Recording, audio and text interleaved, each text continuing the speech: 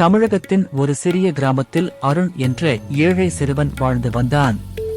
பள்ளிக்கு செல்லும் ஒவ்வொரு நாளும் வழியில் இருந்து முருகன் கோவிலுக்கு சென்று முருகப்பெருமானை மனமாற வணங்குவது அவனுடைய வழக்கம். பூ வாங்குவதற்கு அவனிடம் பணம் இல்லை.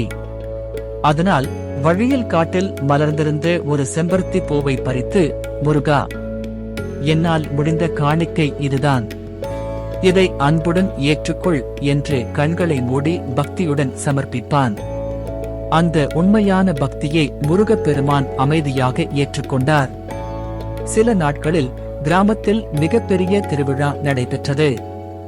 பக்தர்கள் அனைவரும் விலை உயர்ந்த மலர் மாலைகள், பால் குடங்கள், பழங்கள் மற்றும் பல காணிக்கைகளுடன் கோவிலுக்கு வந்தனர்.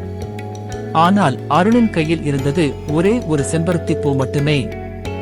இருந்தாலும் அந்த ஒரு மலரில் அளவற்ற அன்பும் நம்பிக்கையும் இருந்தது. அந்த இரவு கோவில் அர்ச்சகருக்கு ஒரு அதிசயமான கனவு வந்தது.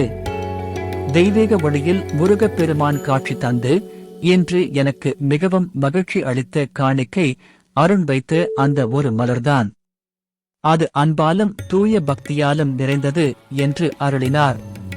அர்ச்சகர் திடீரென கண்விழித்தார். அவரது கண்களில் ஆனந்த கண்ணீர் பெருகியது. மறுநாள் காலை கோவிலுக்கு வந்திருந்த அனைவரிடமும் அவர் அந்த கனவை பகிர்ந்தார்.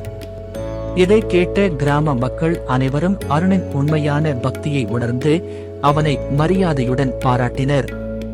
அந்த கூட்டத்தில் இருந்து ஒரு நல்ல உள்ளம் கொண்டவர் அருணின் கல்விச் செலவை முழுமையாக ஏற்றுக்கொள்வதாக முன்வந்தார். அருண் கடினமாக படித்து நல்ல நிலைக்கு உயர்ந்தான்.